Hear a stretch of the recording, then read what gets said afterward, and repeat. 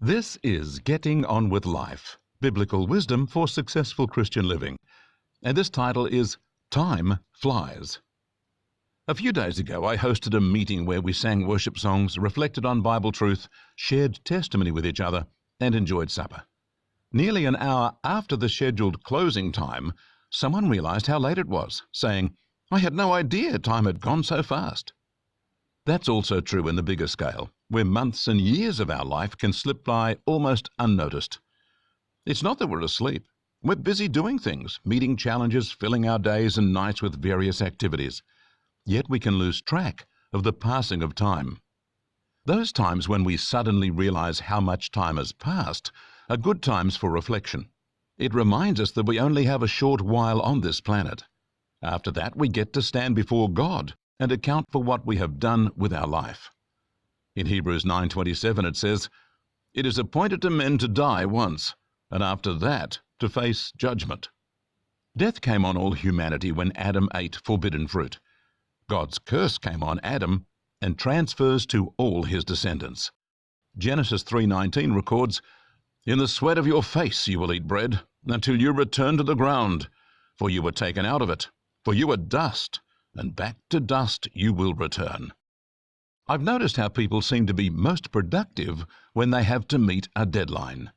The impending date stops them wasting so much time and keeps pulling them back to the task they have to complete. So keep in mind that you have a deadline, with emphasis on the word dead. And whether you like it or not, that deadline approaches quickly because time flies. As one man put it, "I looked around and found I was already an old man." It is quipped that old age is the most unexpected thing in life. However, I'm not wanting to focus on old age here, but the opportunity that time gives you. Your childhood speeds through quickly. Your years at school are limited. Your youth doesn't last. Your babies grow up quickly. Your husband or wife ages soon enough. Your dreams only have a few decades to be pursued. Your energy will not always be available. With that realization in mind, we are advised to be diligent. Seasons come and go. There are times that are suited to some things and times that are suited to the opposite outcomes, as Solomon explained. In Ecclesiastes 3:1 and 2, Solomon said, "To everything there is a season, and a time for every purpose under heaven, a time of birth and a time to die, a time to plant and a time to uproot." Wise people recognize the importance of making the most of the moment. The Bible calls this redeeming the time, getting full value out of it.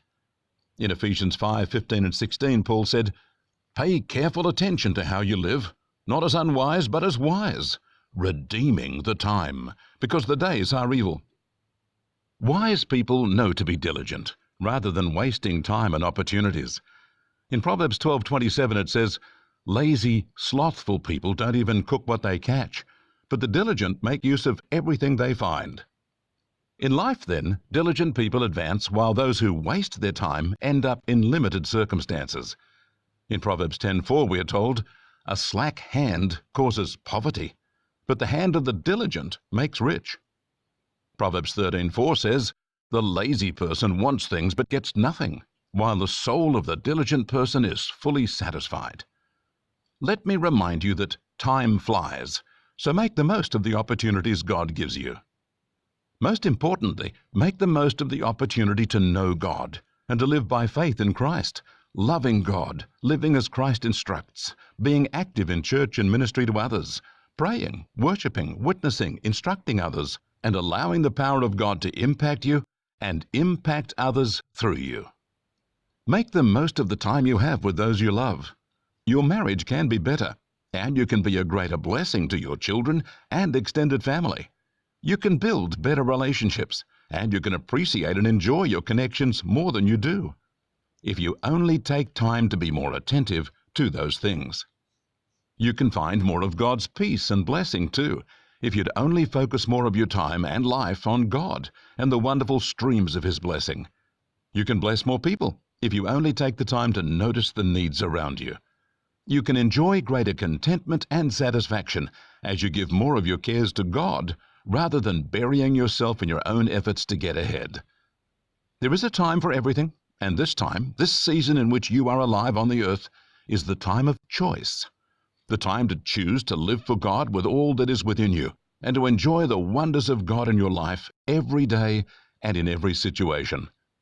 I urge you to make those things your life's focus, and to keep in mind that time flies. God bless you.